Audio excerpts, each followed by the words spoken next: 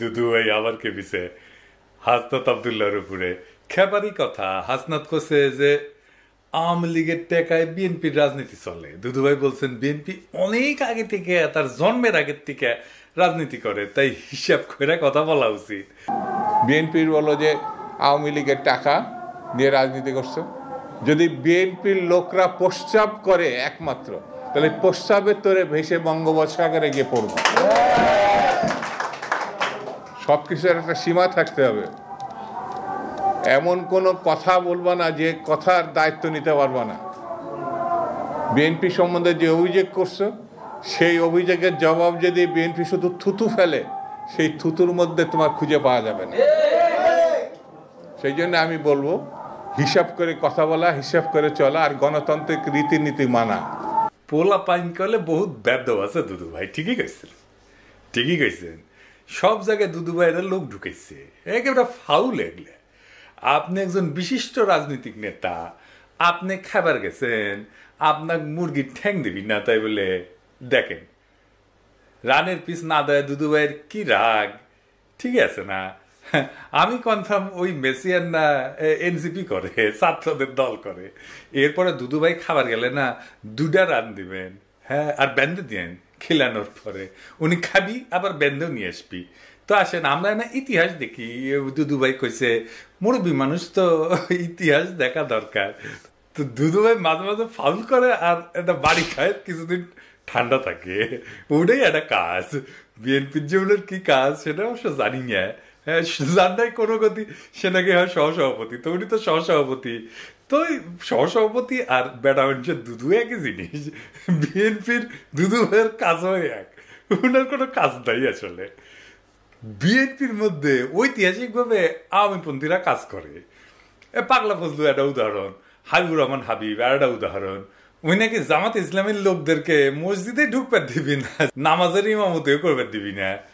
আটঘরিয়ার কোন মসজিদে জামাতের কোন ইমাম কোন মুয়াজ্জিন আযান দিতে পারবে না, জামাতের কোন ইমাম ইমামতি করতে পারবে না।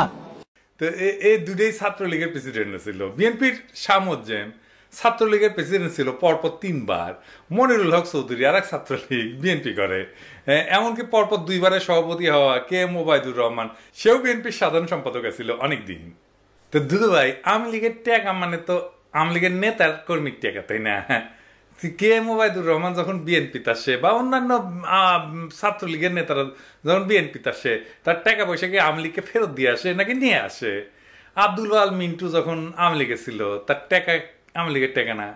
আর আপনারা তো টাকা নিয়ে আওয়ামী লীগকে এলাকা ফেরাইতেছেন, কথাটা তো মিথ্যা না, তাই না? তাই বিএনপির মধ্যে আওয়ামী লীগের টাকা আছে তো, কথাটা সত্য তো। 71 টিভির দখল কে নিছে? হ্যাঁ, কে নিছে? বুলু ভাই নিছে তো। আর টিভির দখল কে নিছে? আর কইলাম না। এস আলমের সাম্রাজ্য কে দেখতেছে? সালাউদ্দিন সাহেব দেখতেছে। সামিটে যায় কে বসতেছে? হ্যাঁ, আপনাদের কোষাধ্যক্ষের ছেলে বসতেছে। হ্যাঁ, দখল করতেছেন সবকিছুই। দেখেন ভ্যান চালকের জমিও তো বাদ দিতেছেন না। 1200 বিঘা চিংড়ি ঘের দখল করেছেন। হ্যাঁ, আর দেখামো এডিটর সাহেব, দেখাবো না? আচ্ছা ঠিক আছে, আজকে বাদ দিই, আজকে না দেখাই। বিএনপির যত দখল সে নিয়ে আলাদা এপিসোড করবো নি। এইটা সাহেব কি কর না কি? ঠিক আছে, আচ্ছা ঠিক আছে, এডিটর কইছে ঠিক আছে। তবে দখল নাকি ন্যায্য অধিকার ফিরে পাওয়া, মির্জা ফখরুল বলছে। এটাতে দখল বলা ঠিক না, আমি বিশ্বাস করি নাই যে এটা কইছে মির্জা ফখরুল ভাই। কিন্তু বিএনপির ভেরিফাইড টুইটার অ্যাকাউন্টে এটার প্রমাণ আছে। দেখেন এডিটর সাহেব, দেখে দেন এটা যে ভেরিফাইড টুইটার অ্যাকাউন্ট, এটা দেখে দেন। আওয়ামী লীগের মিছিল করে দিতেছে আপনাদের লোক। আওয়ামী লীগের লোক ছাড়া আপনাদের বিএনপি কার্যালয়ের উদ্বোধন হয় না। দেখেন যে কটা জায়গায় আওয়ামী লীগ মিছিল করেছে সেইগুলো স্থানীয়ভাবে বিএনপির টাকা দেওয়া হচ্ছে, আমরা খবর পেয়েছি, আমাদের কাছে সব খবর আছে। 2-1 জায়গায় বিএনপি ধাওয়া দিছে সত্য, তবে এগুলো স্থানীয় অ্যারেঞ্জমেন্ট। আমি জানি না টাকা না পেয়ে ধাওয়া দিছে কিনা, সেটাও হইতে পারে। আমার ক্ষুদ্র ভ্রাতার ভগিনীদের কই, আওয়ামী লীগ এখন নিষিদ্ধ সংগঠন। মিছিল করতে দেখলে একাই আগায় যাবেন, একা থাকলেও ধাওয়া দিবেন, একা ধাওয়া দিবেন, 2 হাতে 2টা ইটা নিবেন, ইটে নিয়ে ধাওয়া দিবেন। এটা মিছিলে ধাওয়া দিয়ে দেখেন, এগুলো ভিতর ডিম। আপনি একলা ধাওয়া দিলে পলাবে, লিগে রাখতে পারেন, মাইরা হাড্ডি গুঁড়া গুঁড়া করে তেনা বানাই দিবেন, কিচ্ছু হবে না আপনার। নিষিদ্ধ ঘোষিত দলরে মারি দিচ্ছেন, বাড়ি দিচ্ছেন, কিচ্ছু হবে না। আমি দায়িত্ব নিলাম, কিছু হইলে আমাকে কবেন, আমি দেখবো। আসলে বিএনপি হয়েছে কি, বিএনপি করে আওয়ামী লীগ। বিএনপি আওয়ামী লীগ করিচ্ছে, এই বিএনপির আওয়ামী লীগ করা নিয়ে কথা বলি।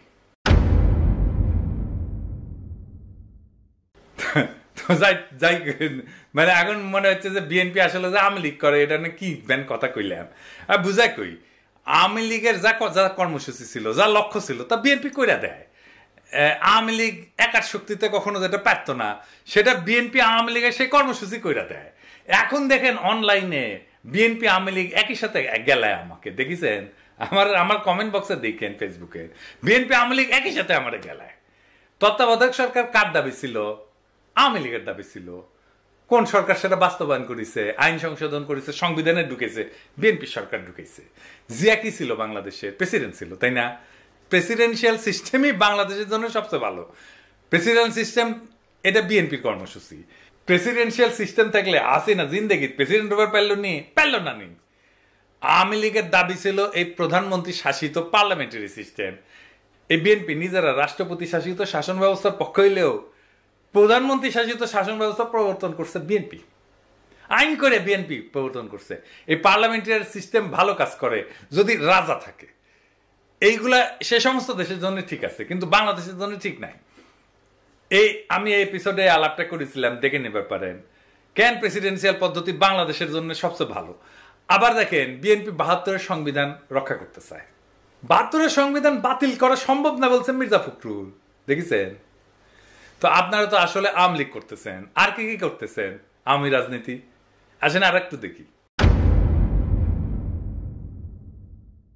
অসাম্প্রদায়িক বাংলাদেশ গড়া ছিল আওয়ামী লীগের রাজনীতি, আপনারা সেটাই করতে চান। এই দেশে অসাম্প্রদায়িক বাংলাদেশ আর বিএনপি লেখা সার্চ দেন না গুগলে, দেখেন বিএনপির কোন নেতা বলে নাই এটা। তারেক রহমান পর্যন্ত বলেছে আওয়ামী লীগ মুক্তিযুদ্ধের চেতনার বাংলাদেশ গড়তে চায়, বিএনপিও তাই চায়, দেখেছেন? তো বিএনপির তো তফাৎ থেকে আওয়ামী লীগ থেকে, বিএনপিতে বিলুপ্ত হচ্ছে আওয়ামী লীগ, দেখেছেন? আপনারাই ডাকতেছেন আওয়ামী লীগদের বিএনপি করার জন্য। হ্যাঁ দেখেন সব নেতাই ডাকিচ্ছে আর কি, রিজভি ভাই ডাকিচ্ছে, আমি খুশিও ডাকিচ্ছে, সবাই ডাকিচ্ছে। যান যান লাইন ধরেন, বিএনপির লাইন ধরেন। সালাউদ্দিন কাদের চৌধুরী কইছিল যে আওয়ামী লীগ একটা আশ্চর্য মেশিন, সব রাজাকার ঢুকাইলে মুক্তিযোদ্ধা বেড়ায়। তো এরকম বিএনপি একটা আশ্চর্য মেশিন হয়েছে, সব আওয়ামী লীগ ঢুকাইলে বিএনপি হয়ে বেড়াবে। রবীন্দ্রনাথ শুনলে কাজ হয়ে পড়ে বিএনপি, দেখেছেন? আমরা যে জাতীয় সঙ্গীত পাল্টাইতে চাই, সেই জাতীয় সঙ্গীত নিয়ে বিএনপি গর্বিত। দেখেন তারেক রহমান কইছে, কি আর বলবো, এই রবীন্দ্রনাথ বাংলাদেশে ইন্ডিয়ার আওয়ামী লীগের একটা পলিটিক্যাল প্রজেক্ট, সেটারে ঊর্ধ্বে তুলে ধরে বিএনপি। এখন বিএনপি আওয়ামী লীগের লোকেরা এসে খাও খাও করে ধরবি, আপনি না রবীন্দ্রনাথ নিয়ে বই লিখেছেন, আমি একটা কেন, আমি ১০০টা বই লিখমু, তাতে কি যায় আসে? তাতে কিছু যায় আসে? জাতীয় সঙ্গীত একটা পলিটিক্যাল কোশ্চেন, একটা জাতির আত্মপরিচয়। আমি তো বদলিয়ারের কবিতার পছন্দ করি, রবীন্দ্রনাথ বাদী দেন, তা আমি কি বদলিয়ারের কবিতা নিয়ে আসে জাতীয় সঙ্গীত বানামু? হ্যাঁ বেকুব গুলা, আমি তো ইকবালের কবিতা পছন্দ করি, তো আল্লামা ইকবালের কবিতা নিয়ে এসে কি আমি বাংলাদেশে জাতীয় সঙ্গীত বানাবো? হ্যাঁ ফাইনালি ইসলাম প্রশ্নে বিএনপি ইন্ডিয়ার যেটা প্রজেক্ট, সেই প্রজেক্টের মধ্যে যে ঢুকেছে। আসেন এটা একটু বুঝে দেখি। বিএনপি সবসময় ইসলাম প্রশ্নে একটা নমনীয় শ্রদ্ধামূলক অবস্থান নিত সৃষ্টির সময় থেকে, জিয়াউর রহমানের আমল থেকে। কিন্তু বেশ কিছুদিন থেকে একটা শক্তিশালী ধারা বিএনপির মধ্যে কাজ করতেছে, যারা মনে করে ইসলামপন্থী ধারা, বিশেষ করে জামাত ইসলামীর সঙ্গে বিএনপির সঙ্গ ত্যাগ করা উচিত। এইটা বাস্তবায়িত হয়েছে পূর্ণাঙ্গভাবে হাসিনা পতনের পরে। দল হিসাবে ইসলাম প্রশ্নে বিএনপি কিভাবে নীতিগত কৌশলগতভাবে মোকাবেলা করবে তা নিয়ে অবশ্যই তারা সিদ্ধান্ত নিতে পারে। কিন্তু একটা জিনিস বুঝতে হবে বাংলাদেশের সবাইকে, যারা রাজনীতি করতে চায়, যারা ভবিষ্যতের রাজনীতি করবে সবাইকে, সেটা হইতেছে আদর্শগত মর্মের দিক থেকে বাংলাদেশের বর্তমান এবং আগামী রাজনীতির নির্ধারক হচ্ছে ইসলাম প্রশ্ন। এটাকে এড়ায় যাওয়ার উপায় নাই, যেভাবেই বলেন না কেন এটাকে এড়ায় যেতে পারবেন না। মর্মের দিক থেকে বাংলাদেশের আগামী রাজনীতির এইটাই নির্ধারক প্রশ্ন, আপনি চান বা না চান। পাশ্চাত্য লিবারাল রাজনীতির কাঠামোর মধ্যে বাংলাদেশের সংখ্যাগরিষ্ঠ জনগণের ধর্মীয় আবেগ, সংবেদনা, স্বপ্ন, সংকল্প বিএনপি তার জাতীয়তাবাদী রাজনীতির বয়ানের মধ্যে কিভাবে অন্তর্ভুক্ত করবে, সেটা একটা বুদ্ধিভিত্তিক কাজ হইতে পারত, সাহায্য নিতে পারতো। সেটা তো নিবে না, ওরা সবার থেকে বেশি বুঝে। এটা একটা খুব ইন্টেলেকচুয়াল ট্যাকটিক্যাল কৌশলগত কাজ হইতো, বলাই বাহুল্য। বিএনপি সেটা করতে সক্ষম না, এটা তাদের কম্য না, তারা বুঝাই দিছে এটা তারা পারবে না। সেকুলার ইসলামপন্থীদের জোটে একসঙ্গে ধরে রেখা শেখ হাসিনার শাসনের বিপরীতে বিএনপি একটা সময় পর্যন্ত দাঁড়িয়ে থাকতে পারছিল। কতক্ষণ? যখন খালেদা জিয়া ক্ষমতায় ছিল, যখন খালেদা জিয়া নেতৃত্বে ছিল। সেটা লিবারাল রাজনীতির সংস্কৃতির দিক থেকে একটা খুব বড় সাফল্য ছিল। ইন্ডিয়া এই সাফল্যটা নস্যাৎ করতে বদ্ধপরিকর ছিল। তারা পরিকল্পনা করছে। ইন্ডিয়ার এই কৌশল শুধু জামাত ইসলামকে বিএনপি থেকে বিচ্ছিন্ন করে না, মূলত ভারতীয় আধিপত্যবাদের বিপরীতে ধর্মনিরপেক্ষতাপন্থী এবং ভারতীয় আধিপত্যবাদের বিরুদ্ধে সেকুলারপন্থী এবং ইসলামপন্থীদের সম্ভাব্য ঐক্যের যে কোনো সম্ভাবনা ভারত নস্যাৎ করে দিতে চায়। 20 দলীয় জোটের মধ্যে এই ঐক্যের একটা বীজ ছিল। এটার অঙ্কুরেই বিনষ্ট করা ছিল ভারতের রাজনীতির একটা বিরাট কৌশল। বিএনপি এবং ইসলামপন্থীদের মধ্যে ফাটল ধরানো, সেই জন্য শেখ হাসিনা বাম এদের একটা অন্যতম কৌশল ছিল। ফ্যাসিবাদের বিরুদ্ধে জুলাই আগস্ট বিপ্লবে এই যে সেকুলার বাম ইসলামপন্থীদের ঐক্য, এটা খুবই তাৎপর্যপূর্ণ রাজনৈতিক সন্ধি ছিল। এর বিপদ বুঝবার বিচক্ষণতা ভারতের আছে। এই রাজনৈতিক সন্ধির বীজ জাতীয় রাজনীতির সম্ভাব্য দিক নির্দেশক হয়ে ওঠার আগেই ভারতকে সমূলে নষ্ট করে দিল বিএনপিকে দিয়া। ভারত তার বিপদের ক্ষেত্রগুলোকে বাস পাখির মতো চোখ এনে ধরতে পারে বাংলাদেশে। 71-এর মুক্তিযুদ্ধে জামাত ইসলামের ভূমিকার বিচার আর বাংলাদেশের ইতিহাস, সমাজ, সংস্কৃতি আর রাজনীতিতে ইসলামের ভূমিকার প্রশ্ন দুইটা আলাদা প্রশ্ন। 1971-এ জামাত ইসলামের ভূমিকার কারণে বাংলাদেশের শক্তিশালী ইসলামপন্থী রাজনীতির উদ্ভব এবং বিকাশ অনেকটা ক্ষতিগ্রস্ত হয়েছে, সেটা আমরা মানি বা না মানি। কিন্তু বিএনপিকে জামাত ইসলাম থেকে বিচ্ছিন্ন করা যে একান্তই ভারতের এবং লীগের প্রধান কৌশল, যার উদ্দেশ্য বিএনপিকে আরো দুর্বল করা, খর্ব করা, এটা বোঝার জন্য খুব একটা রাজনৈতিক জ্ঞানের প্রয়োজন হয় না, আইনস্টাইন হওয়ার দরকার নাই। এটা উল্টা দিকে জামাত ইসলামকেও দুর্বল করা কৌশল। আমি মুক্তিযুদ্ধের চেতনার প্রশ্নে তারেক রহমানের একটা পুরনো সাক্ষাৎকার দেখাই, যখন খালেদা জিয়া বিএনপি প্রধান, যখন খালেদা জিয়া নেতা, সেই সময় বিএনপি আসলে মুক্তিযুদ্ধ প্রশ্নে কি স্ট্যান্ড নিত। আমি এই সাক্ষাৎকারটা সাপ্তাহিক 2000-এ প্রকাশিত হয়েছে, 2001 সালের 17 আগস্ট। এইটা পরে জনগণের মুক্তিযুদ্ধ চেতনার স্বরূপ সন্ধান এই নামে আহমেদ মুসা সম্পাদনা করে আর একটা বই বের করে। তো সেই সাক্ষাৎকার বড়, কিন্তু আমি শুধু মুক্তিযুদ্ধ বিষয়ক অংশটা তুলে ধরতেছি। এইখানে আমি সাপ্তাহিক 2000-এর প্রশ্ন এবং তারেক রহমানের উত্তর সেটা আপনাদেরকে বলতেছি। জামাতে ইসলামীকে কি আমি মুক্তিযুদ্ধের বিপক্ষ শক্তি বলবো না? আমি কিন্তু জিনিসটাকে ভিন্নভাবে দেখি। এটা আমার আগের জেনারেশন বলতো। আমি বলবো আসুন আমরা ভিন্নভাবে চিন্তা করি। 1971 সালে মুক্তিযুদ্ধ হয়েছিল, আমার বাবা মুক্তিযুদ্ধ করেছিলেন, তারা বুঝেছিলেন তারাই সঠিক কাজটি করছেন। জামাতকে অনেকে, আপনারা, আওয়ামী লীগ বলে যে তারা মুক্তিযুদ্ধের বিপক্ষ শক্তি। দেশ তো এখন স্বাধীন হয়ে গেছে। আমাদের সবচেয়ে বড় বাস্তবতা হচ্ছে দেশ কিন্তু এখন স্বাধীন। 71-এ জামাত হয়তো মনে করেছিল মুক্তিযুদ্ধটা ঠিক নয়, এ কারণেই হয়তো তারা এটার বিরোধিতা করেছিল। স্বাধীনতার পর জামাতের কোনো নেতা কি বলেছে এটাকে আমরা আবার পাকিস্তানের নিয়ন্ত্রণে নিয়ে যাব? আমার তো মনে পড়ে না কোথাও তারা এটা বলেছে। দেশ এখন স্বাধীন, আমরা 30 বছর পেরিয়ে এসেছি। এই যে মুক্তিযুদ্ধের চেতনা, রাজাকার, এটা নিয়ে আমাদের পূর্বপুরুষদের এত সময় নষ্ট করেছে যেটার ভোগান্তি এখন আমাদেরকে পোহাতে হচ্ছে। আমার জেনারেশনকে বলবো আসুন আমরা সামনে এগোই, রাজাকার নিয়ে চিন্তা করে সময় নষ্ট না করে মানুষের অর্থনৈতিক মুক্তির লক্ষ্যে যা করা উচিত বা যা করা প্রয়োজন সেটা করি। যুদ্ধাপরাধীর বিচার বা শাস্তির ব্যবস্থা তো একটা স্বাভাবিক ঘটনা, এটাকে ভুলে গেলে চলবে কি করে? জার্মানি 40 বছর পর প্রশ্নটা শেষ করতে দেননি তারেক রহমান, তার আগেই উনি বলতে শুরু করেন। জার্মানি 40 বছর পর নাৎসিদের বিচার করেছে। 40 বছরে তারা প্রথমে দেশের প্রতিটি মানুষের বাসস্থানের ব্যবস্থা করেছে, কর্মসংস্থানের ব্যবস্থা করেছে, তারপরেই তারা এটাতে গেছে। আপনি বলছেন আগে আমরা মানুষের মৌলিক চাহিদা পূরণ করব, তারপরে মুক্তিযুদ্ধের বিপক্ষ শক্তি বা রাজাকার নিয়ে চিন্তা করব। অফকোর্স আমার বাবা যুদ্ধ করেছেন। কেন যুদ্ধ করেছেন? যাতে দেশের প্রতিটি মানুষের বাসস্থান থাকে, খাদ্যের নিশ্চয়তা থাকে, অর্থাৎ মানুষের মৌলিক চাহিদা নিশ্চিত করার জন্য। কিন্তু 30 বছরে আমরা মানুষের এই মৌলিক চাহিদাগুলো পূরণ করতে পারিনি। আসুন আগে মানুষের মৌলিক চাহিদাগুলো পূরণ করি, তারপর ওসব নিয়ে চিন্তা করা যাবে। আপনার বাবা যাদের বিরুদ্ধে যুদ্ধ করেছিল, আপনি তাদের বিষয়টি আলাদাভাবে দেখবেন না? আমার বাবা কারো বিরুদ্ধে যুদ্ধ করেননি, তিনি যুদ্ধ করেছিলেন মানুষের মৌলিক অধিকার নিশ্চিত করার জন্য।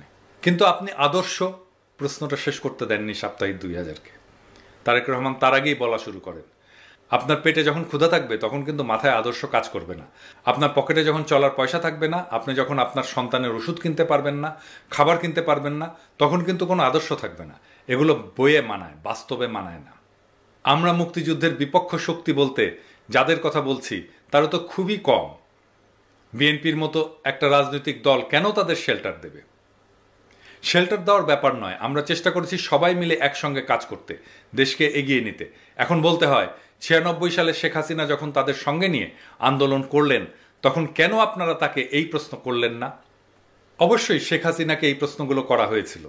উত্তরে কি বলেছিলেন শেখ হাসিনা? কৌশলগত মিত্রের কথা বলেছিলেন, কিন্তু এতে তিনি সমালোচনা থেকে রেহাই পাননি।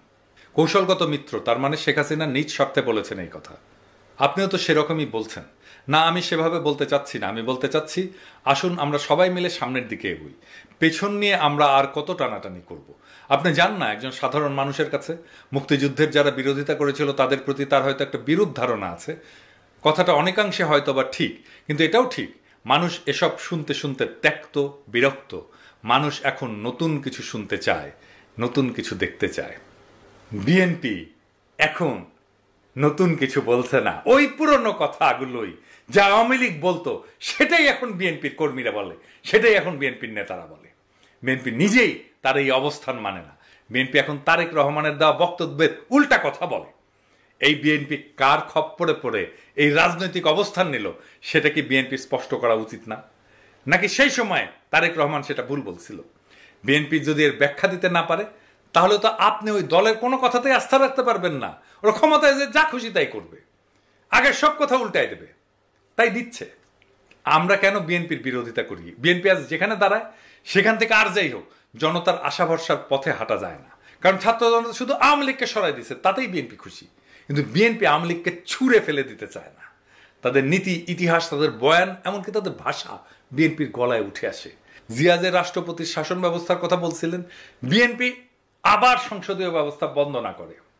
যে জিয়া 72-এর সংবিধানকে বাতিল করে দিছিল, এখন সেই বিএনপি 72-কে রক্ষার কথা বলে। যে বিএনপি অসাম্প্রদায়িকতার নামে আওয়ামী লীগের হাইব্রিড বয়ানকে সামনে রেখা ইসলামী মূল্যবোধ থেকে সরে যায়, সে কি করে জনগণের প্রতিনিধিত্ব করবে? এটি কি পরিবর্তন, নাকি এক বিব্রতকর পুনরাবৃত্তি? বিএনপি একটা নকল বিকল্প, যেখানে পুরাতনের পোশাকে নতুন কিছু সাজানোর ব্যর্থ চেষ্টা চলে। যারা আওয়ামী দুঃশাসনের বিরুদ্ধে এক বুক আশা নিয়ে বিএনপির দিকে তাকাইছিল, অথচ এখন দেখে ওদের পাতে ভাত কম, কিন্তু বকবকা নিয়ে আওয়ামী বুলি আগের চেয়ে বেশি। ফ্যাসিস্ট হাসিনার জন্ম কিন্তু বিএনপির ব্যর্থতা থেকেই।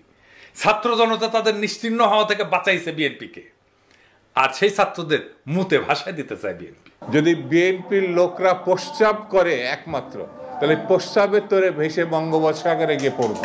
বিএনপির এই নীতিহীন সফট আওয়ামীকরণ প্রক্রিয়া আসলে রাজনৈতিক আত্মহত্যা। এই পথ জনতার না, এটা মিটমাটের, কম্প্রোমাইজের আর আত্মসমর্পণের পথ। এই পথ নতুন বাংলাদেশের পথ হতে পারে না। আজ প্রয়োজন নতুন এক প্রস্তাবনার, একটা মৌলিক বিপরীত রাজনীতির, যেখানে ইসলামপন্থী শক্তি, জনগণের জীবন ঘনিষ্ঠ চেতনা আর রাষ্ট্রীয় ন্যায় বিচার এক মোহনায় মিলবে। যেখানে মুক্তিযুদ্ধের মানে হবে না কোনো দলীয় ট্যাগলাইন, বরং জনগণের সত্যিকারের মুক্তির সূচনা। যেখানে ইসলাম ধর্ম হবে রাষ্ট্রের গভীর মূল্যবোধের ভিত্তি, আর যেখানে নেতৃত্ব আসবে জনগণের ভিতর থেকে, সেই নেতৃত্ব যে ভারতপন্থী না। বিএনপির সামনে এখন মাত্র দুইটা রাস্তা খোলা আছে: নকল আওয়ামী লীগ হয়ে মুছে যাওয়া ইতিহাস থেকে, অথবা আওয়ামীকরণ ছুঁড়ে ফেলে সত্যিকারের জনতার বিকল্পে রূপান্তরিত হওয়া। জনগণ ক্ষমা করতে জানে, কিন্তু জনগণ প্রতারণা চেনে। বিএনপি আজকের রাজনীতি জনগণের সাথে প্রতারণা। মনে রাখবেন, প্রতারক আর বিশ্বাসঘাতকদের জন্য জনগণের মন খুলে যায় না, কেবল ঘৃণার দরজা খুলে। মনে রাখেন ইতিহাসের এই হিসাব। ইনকিলাব জিন্দাবাদ।